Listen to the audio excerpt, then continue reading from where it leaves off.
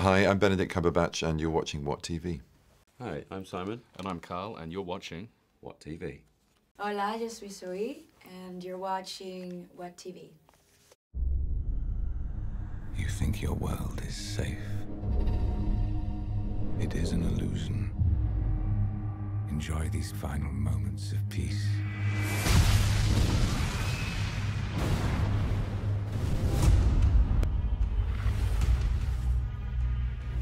By now, all of you have heard what happened in London. The man who did it is one of our top agents. Your commanders have committed a crime I cannot forgive. None of you are safe. Could you describe each other character from your point of view? I think Kirk is impulsive, instinctual, brash, sometimes stubborn. Lothario of the highest order.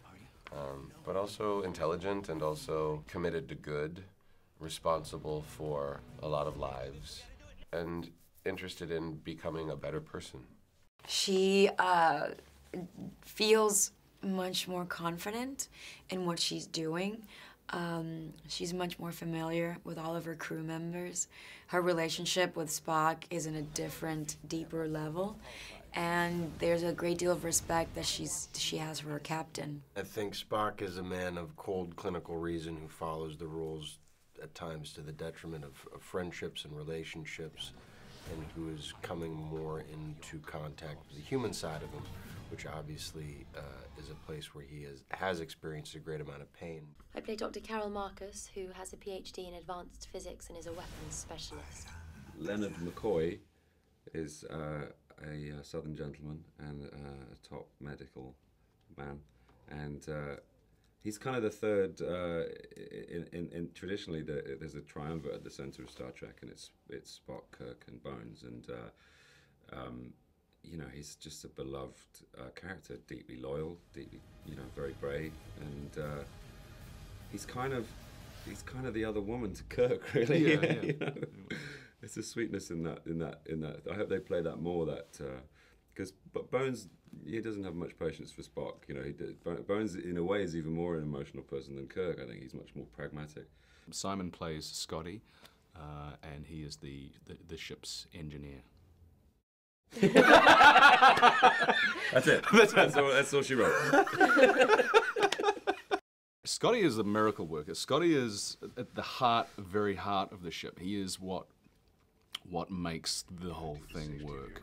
He's a very passionate character. He's a very loyal and dedicated character. He has a very strong set of values, of morals and principles, and he's not afraid to let Kirk know exactly what he thinks, and he stands up for those, for what he believes in.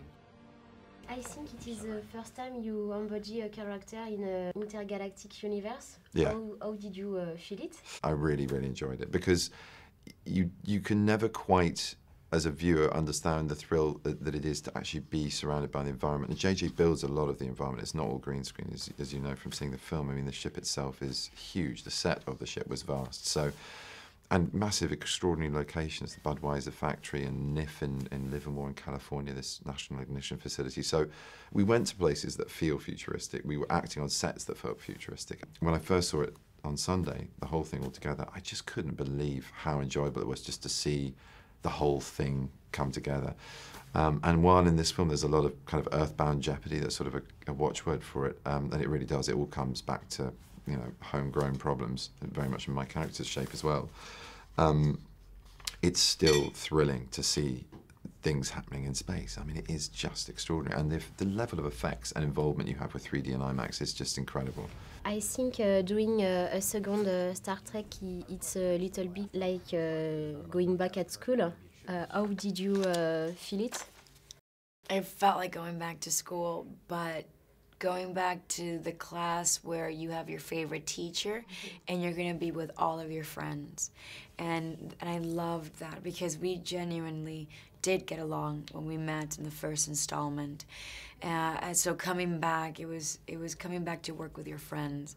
So there was this security that you felt to just be completely yourself and try different things.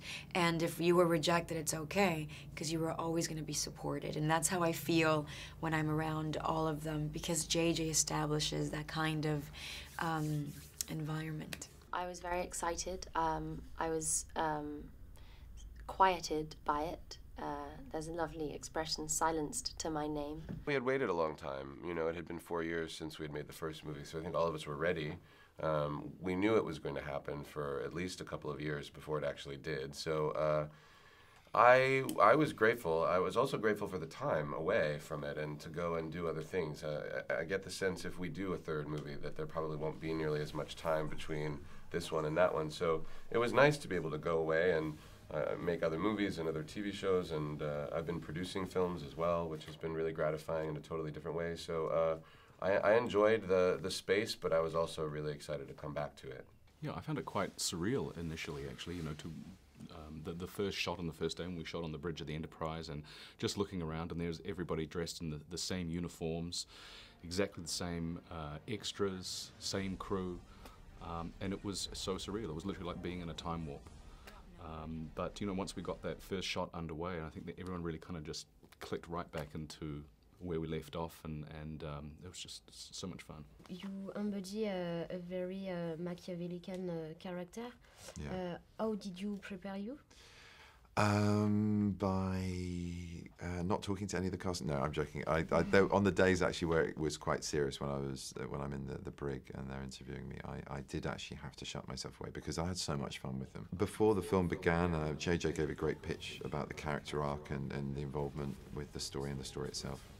And then on top of that, I kept on talking to JJ about the character and the development of the character and the shape of it, and you know, there were additional moments that evolved during the filming process, and whether it be dialogue or scenarios that we sort of built in as we went along, with certain things we tried that we didn't make the end cut, and other things that we tried very last minute that are sort of central to the action. And so it was exciting. What I'm saying is, no matter what preparation. I think what JJ does so well is he makes a world that is this big and epic and spectacular in its visual scope, but he anchors it in emotional connection. So for Chris and I both, who enjoy taking our work seriously, hopefully not too seriously, but the opportunity to connect in that way, which is about these two people who respect each other and admire each other and need each other and have to learn from each other.